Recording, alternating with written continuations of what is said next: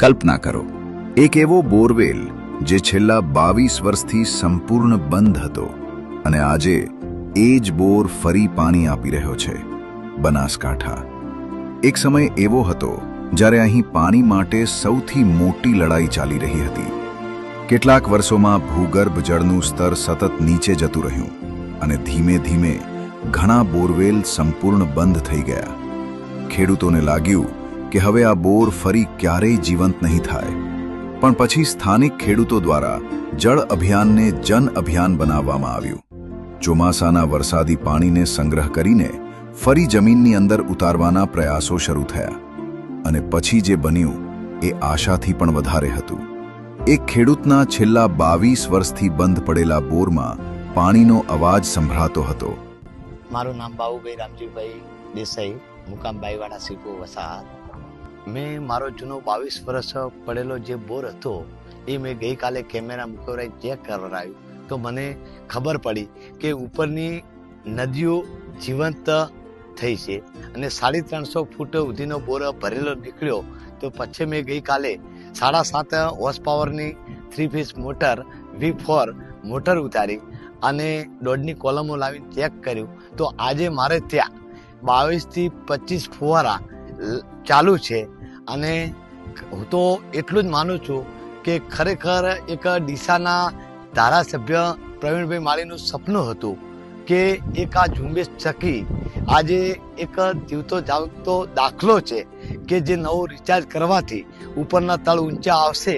તો આ મને મારા ત્યાં જ પોતાના ત્યાં જે 25 ફુવારાનું પાણી ચાલુ થયું. અને હરેક ખેડૂતને હું નમ્ર વિનંતી કરું છું કે તમે પણ બધાએ બોર રિચાર્જ કરશો તો ઉપરનું પાણી લેવલ આપણું ચાલુ થશે ને બધાના બોરો ચાલુ થશે ને પાણીનું પણ મીઠું પાણી મળશે ને આપણે પણ ઊંડા જવું પડશે નહીં. અને ગુજરાત રાજ્યના મંત્રીશ્રી જે પ્રવીણભાઈનું સપનું હતું પાણીદાર, એ આજે જીવતો જાગતો દાખલો છે ને એમને પણ એક જે અભિયાન ચલાવરાયું ને એ આજે અભિયાન મારા પોતાના ફાર્મ ઉપર મને પોતાને જોવા મળે છે ને ખૂબ દિલથી આભાર માનું છું. ને બધા ખેડૂતોને હું નિવેદનથી કહું છું કે તમે બધા પણ જૂના બોરની અંદર રિચાર્જ કરી. હું આજે બનાસકાંઠાના અને ઉત્તર ગુજરાતના તમામ જે ડાર્ક ઝોનમાં આવે તમામ ખેડૂતોને એટલી અપીલ કરીશ, ચોમાસું આવી રહ્યું છે, વરસાદી પાણી એટલે ખેતરનું પાણી ખેતરમાં જ રહે અને સીમનું પાણી સીમમાં રહે. તે માટે વરસાદી પાણીને સંગ્રહ કરવા માટેના જેટલા પણ સ્ટ્રક્ચરો છે, એ ટ્યુબવેલ હોય, જૂના ટ્યુબવેલ હોય, કૂવા હોય કે ખેતળાવડી હોય કે તળાવ હોય, તમામને પાણીનો વધુમાં વધુ સંગ્રહ થાય તેવી વ્યવસ્થા કરવા માટે વિનંતી પણ કરું છું. ધન્યવાદ. આ ફક્ત એક ખેડૂતની વાત નથી, આ આખા બનાસકાંઠાના ડીસા તાલુકાની બદલાતી કહાની છે. જો આપણે વરસાદનું પાણી બચાવીને ફરી જમીનમાં ઉતારીએ તો સુકાઈ ગયેલી ધરતી ફરી હરિયાળી બની શકે છે.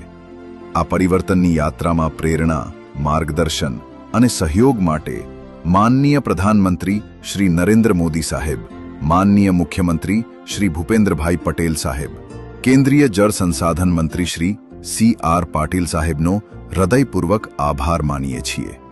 આ જળ અભિયાનને વેગ આપવાનું અને સતત ખેડૂતની વેદના સમજવાનું કામ